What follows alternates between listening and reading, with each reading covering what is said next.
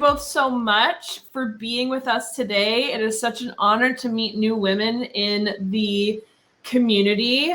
We're excited to have you for our Toketivity Witchy Woman Social. This is our 5th year producing Witchy Woman, and we used to do it in person. We're doing it online. We love meeting other witchy women from across the globe. So please introduce yourselves. We'll start with Amber first and then Jeannell, and tell us a little bit about Brown Girl Alchemy. Ooh, so honestly, well, my name is Amber. Online, on the internet streets, I'm also known as Amber the Alchemist.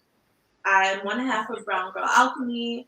I am an intuitive tarot diviner, or just overall diviner.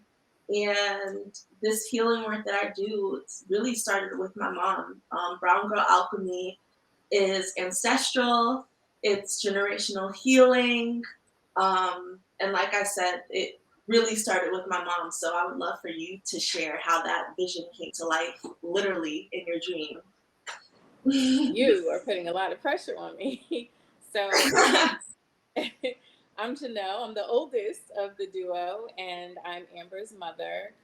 And Brown Girl Alchemy started before we actually came together and decided this is something we wanted to do. It was really about my healing journey as a 21-year-old married mom, divorced soon after, single mother, and just my journey that I shared with Amber, hoping that the lessons that I was learning I could pass on to her to make her path a little bit easier and a little less difficult. So Amber was graduating college, and she was doing a lot of writing and blogging, and she was kind of just beginning her spiritual journey, but her passion at that point was fashion. So she was trying to figure out how could she merge the two. And she asked me, like, what do you think? What should I do? And I literally had a dream. And it came to me in the dream, Brown Girl Alchemy. And I wasn't even supposed to be involved in this. This was her thing. And it just made sense that we did it together. Yes. You want to add on? Yeah. No. So the idea of Brown Girl, oh, sorry, go ahead. There's a little delay here. It's a combination of ancestral work, ancestral healing for Black women particularly, and people of the diaspora. That's descendants of slaves. We don't have a connection to our home. So it's particularly important for us to connect to our ancestors because that's our grounding. And we're probably the only people on the planet that can't tell you where we come from because we don't know. So it's a lot of healing. There's a lot of trauma in our DNA that it's important for us to connect to our ancestors and do the healing work. So it starts with that with us. Right, Anne? Yes.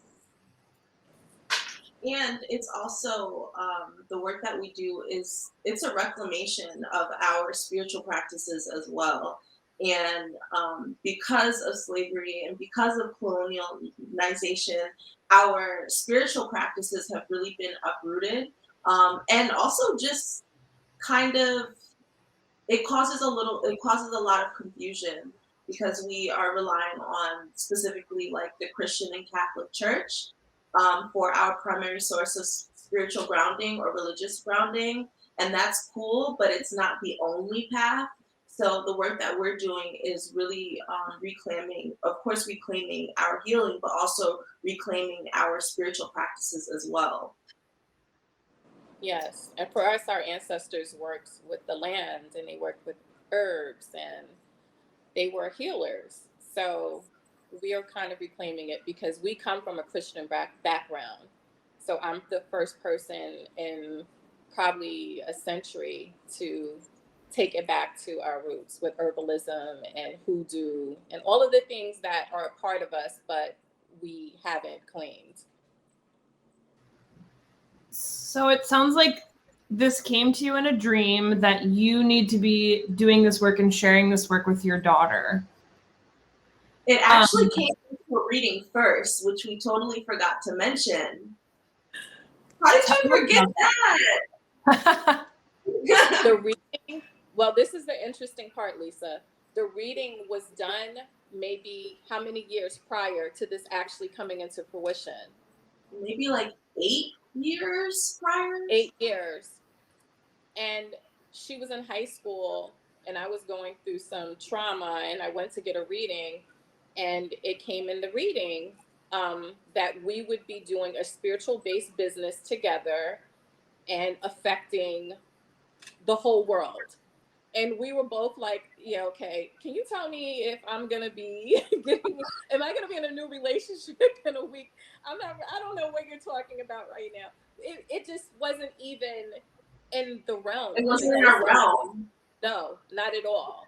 So I'm glad you said that because that just shows you, spirit knows what spirit knows. So 8 years prior, it was told to us that we'd be doing this work and we didn't have any clue at that point.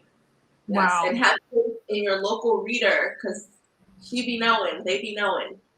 Yeah.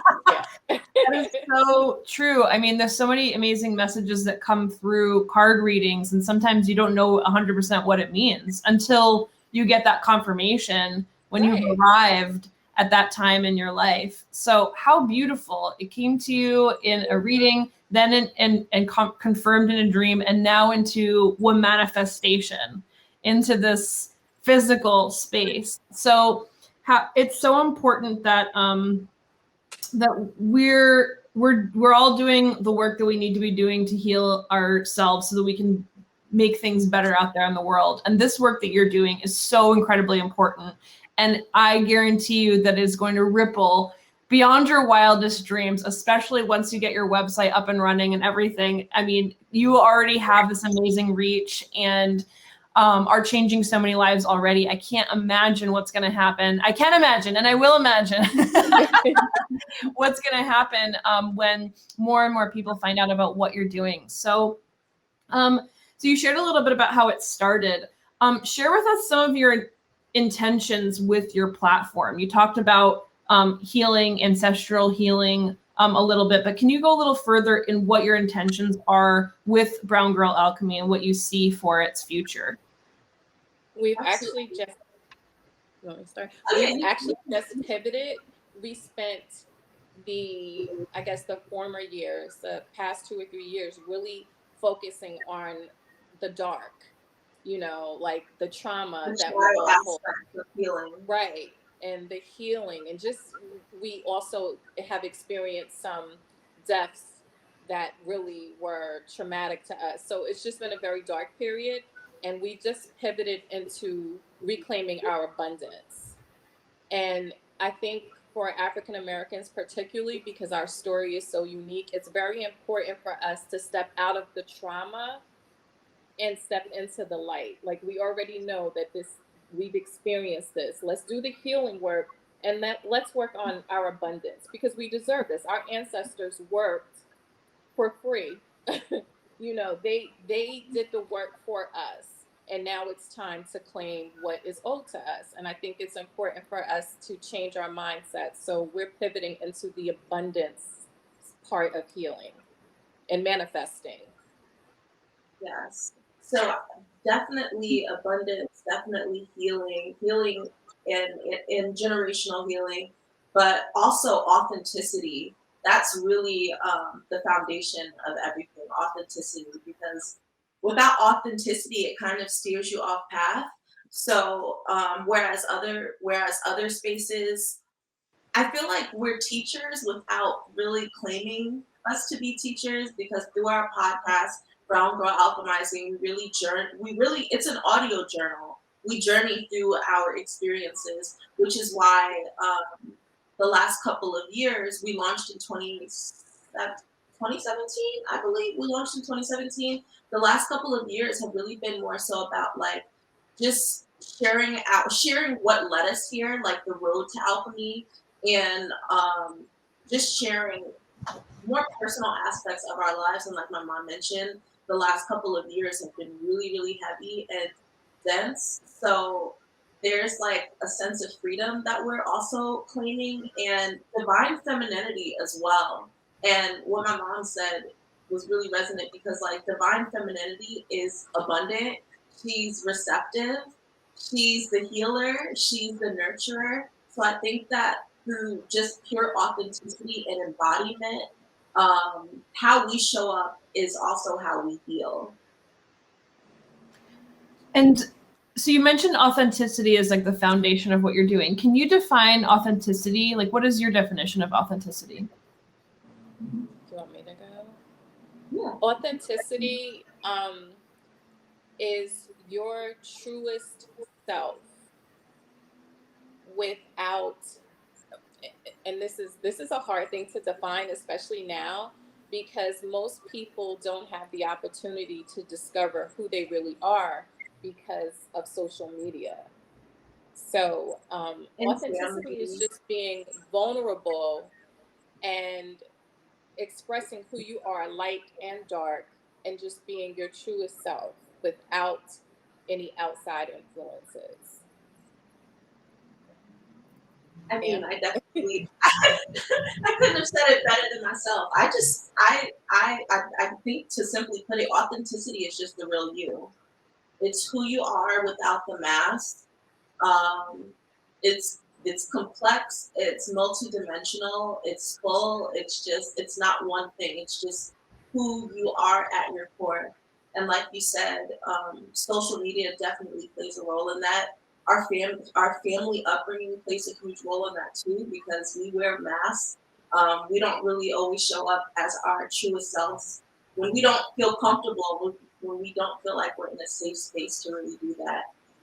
So part of the work that we're doing is just holding space to show what authenticity looks like, and demystifying what spirituality looks like, especially Black spirituality. It doesn't have to look like Erykah Badu, although it does sometimes. It doesn't look like way.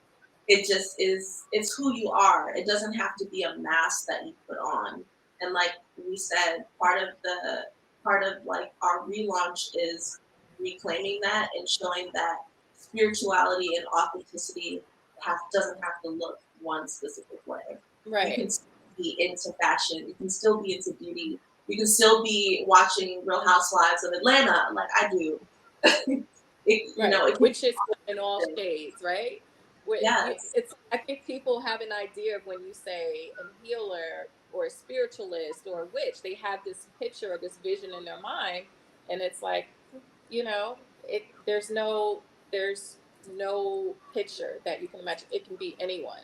So we're all the faces of healers and witches and herbalists, and it just doesn't matter. You mentioned about social media and how did you say that it kind of takes away from your authenticity? Is that what you said, or it adds to your authenticity? It definitely takes away. Can you elaborate on that a little bit? Social media places such a huge influence, where influence is, I'll just say this. I've spent so much money from Instagram and being on social media because everything I see, I want. And it's the same way. You don't get to know who you are because you're so influenced visually by what you see. So I've seen and I've heard and I've seen quotes that I know I influenced. And it's okay to be inspired, but you're really only hurting yourself because you're not allowing yourself to discover your own passions and purposes. If you're so inspired by another person that you're actually becoming that person or taking on their personality or taking on their desires and passions. So social media is definitely a hindrance when it comes to being authentic, because what's authenticity? When you look on social media and these influencers, they all look alike. They all sound alike. Even spirituality has become a thing. Now that's our birthright, spirituality for everyone. But it's actually, there's like a niche market for spirituality. So there are people that literally are like, this is a way to make money. Let me do this now. So social media, there's pros, but there's so many more cons, in my opinion. Amber, what are your thoughts about social media? Oh, I definitely feel the same way. On the other side of the spectrum, I feel like social media is a great place to showcase your authenticity. Because it kind of allows you with social media kind of reminds me of just what New York is. It's like a melting pot, and there's something for someone everywhere. You can go to New York, and it doesn't matter what you're into, you can find your tribe who's into the same things, shares the same passion, etc. And I feel the same way with social media, which is why I think that it could be super cool to showcase your talents, your passions, your style, your creativity. I think I think platforms are just beautiful to showcase that and just develop an outreach, especially because in certain environments that we have in home, we don't really have the people surrounding us that maybe share the same passions. So sometimes you have to go to social media to find your tribe, which I definitely have. That's how we found you. Yes. Right.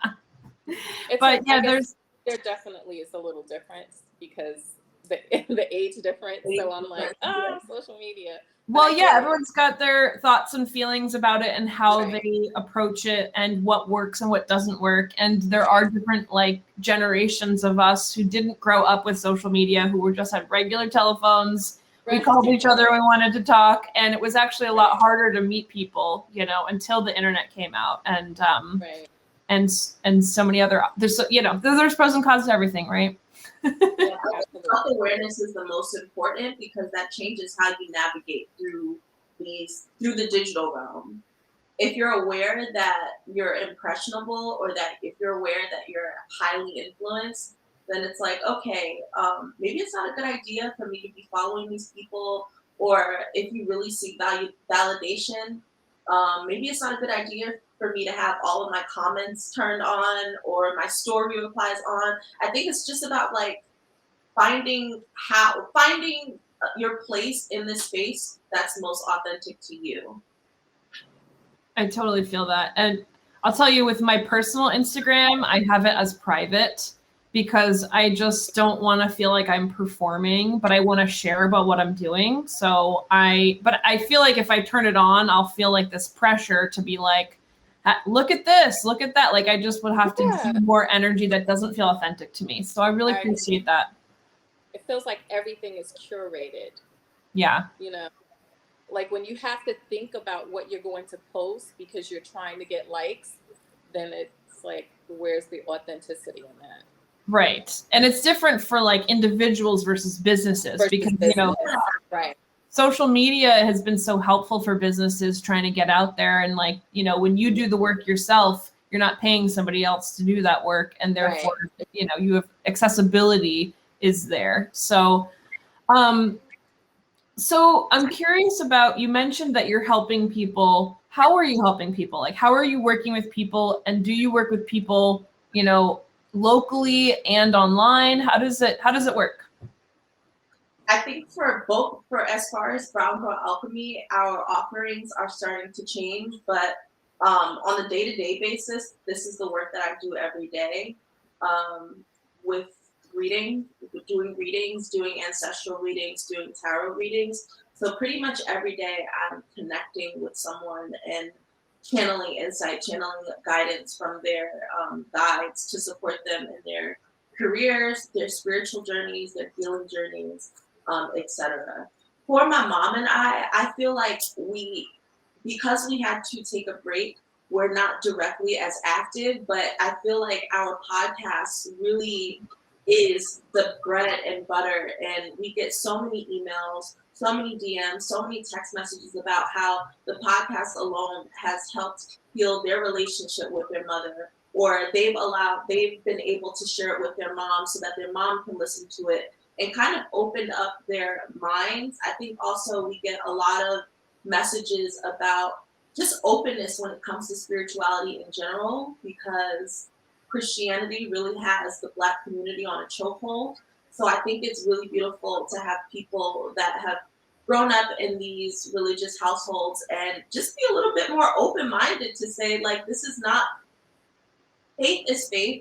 My tagline is, I don't put God in a box. I don't put divinity in a box. And that energy shows up in so many different ways because the world is comprised of so many different people. So I can't really knock how God shows up to one person. And I think it's dope to just for people to listen to our podcast and like I said, demystifying. Like that's really the key. That really is a key part of how we're helping people. Yeah, I think the number one factor in the podcast and the healing journey in our relationship, we didn't realize how important our connection was until we didn't know what was going to happen with this. This is No, but I feel the like we crazy always thing. knew it was special because We I knew mean, it was special, but I'm we gonna didn't say know how that it you would be always received. surprises. Yeah. No, we didn't know, but I honestly didn't know we'd have this type of reach. This was just something authentic, something that we felt called to do. We didn't know we would pull so many people in. We didn't know that we'd be on, being interviewed by you. We had no clue. Um, we realized at that point how important mother and daughter relationships are. That really, the divine feminine is really the foundation to everything. And there's a lot of disconnect with mothers and daughters. And our relationship has definitely opened a lot of people's eyes because the generational gap can cause a lot of conflict, and other people seeing how we navigate through it, how I mother has, it has helped some people, and it's humbling, and it's really like sometimes I'm in awe, like, wow, we're really out here doing the work and people are receiving it. So it's amazing. I was actually going to ask you about your relationship as mother and daughter, and you organically just kind of went there. So, it is, I mean, you're doing generational work and you are two generations, and how beautiful that, Yeah. that's happening. Can you share a little bit about your relationship and how it's grown since you've started working together? Well, I'll start it only Yeah. because I was a mother at 21, there isn't such a huge age gap. And I think that that is another interesting aspect of our relationship because we grew up together. But it's special. She is definitely one of my soulmates. It feels like she's been, I don't know if she might have been my mother in a past life, but we've shared many lives together because we speak the same language. We speak the same love language. We understand each other. We're compassionate with each other. We give each other grace. We're forgiving. It's just people say that parental child relationships are unconditional, but they're really not. And I know that because my relationship with my parents wasn't. I've always felt judged, and I think I just took my traumas and my lessons and used them as a tool when I became a parent of what not to do. And not to discredit my parents because they did a lot of things right, but parenting, there's, as you, I don't know if you have children, but there's just, you just don't know. You just jumping in the ocean and trying to figure it out, just trying to stay above water. And it just happened to work. Our relationship is really divine. It really is. It is. And I think it was, I don't know, it just feels crazy because I used to have like these really epic sleepovers for my birthday. My mom was really big on birthdays, so I would have my girls come over and have sleepovers.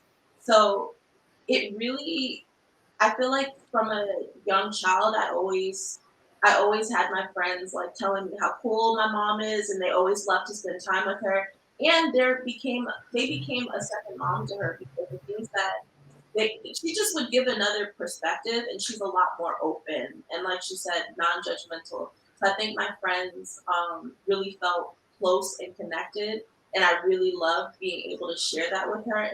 And I think that that's also, like you said, why the podcast is expanding and why our mission is expanding, because it's very, very unique.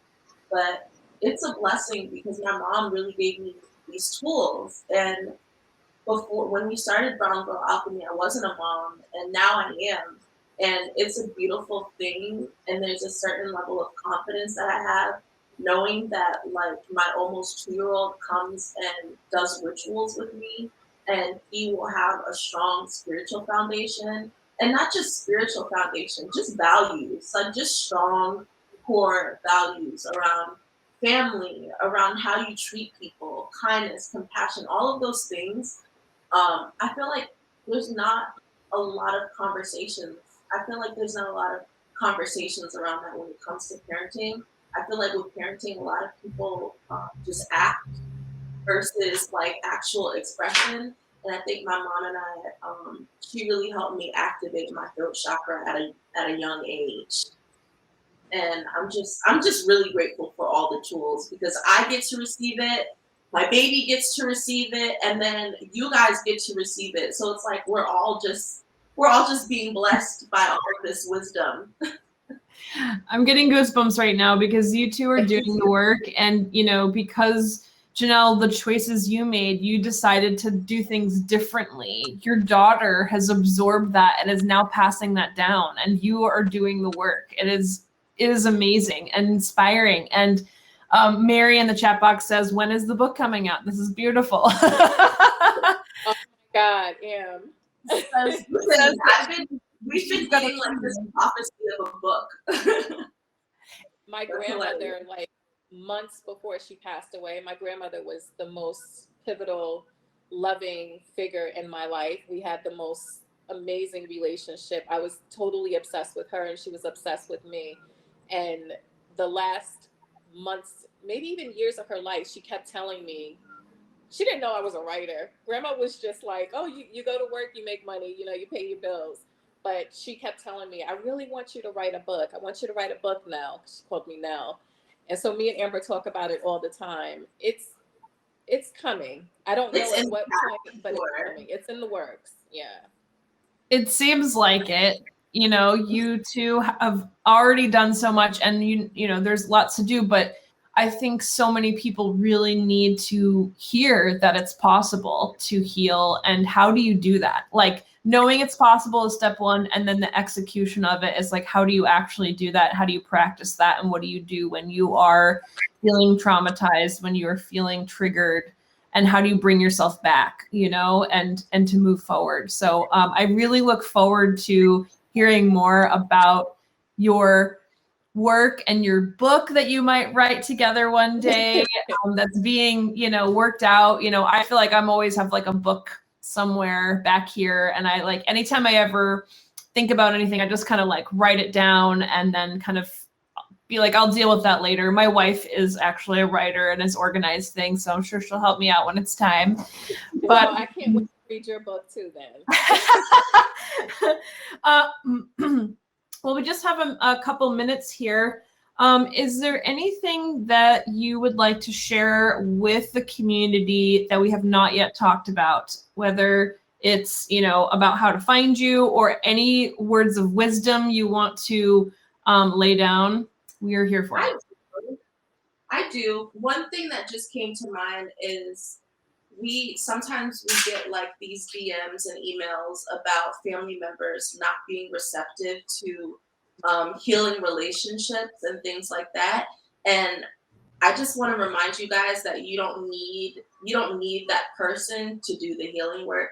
The healing work begins with you. And just by you taking those steps to do your own personal healing, you are already healing generations to come. I love that. And to add to that, I don't know if this gives comfort, but everyone has trauma. There's no one exempt because we're all just trying to figure it out. So be kind and be compassionate to everyone whose path you cross. And I would say specifically for people who would like to embark on parenthood, it's so important that you do the work for yourself, because we pass those traumas on to our children. And that's why the world looks the way it looks right now. So we can fix it. We can fix it.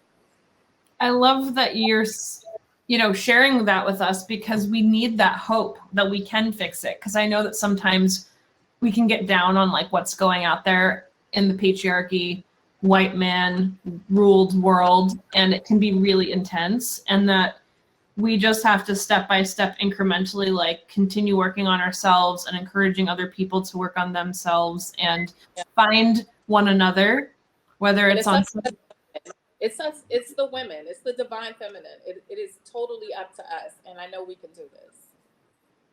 Yes.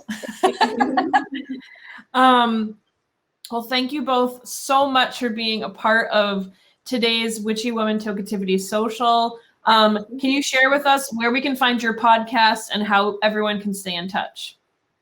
Yes, you can find our podcast on all streaming platforms. Our podcast is called Brown Girl Alchemizing. You can follow us on Instagram at Brown Girl Alchemy, Twitter, Brown Girl Alchemy, me, Amber the Alchemist on Twitter and Instagram, and Mom. I'm private. I'm actually private too right now because the scammers be scamming. Well, it sounds like there's all kinds of great ways to stay in touch. I'm definitely interested in listening to your podcast. I can't wait to check it out. Thank you both again so much for joining us today. Thank you for having me. Thank you so much. Yes, thank you so much.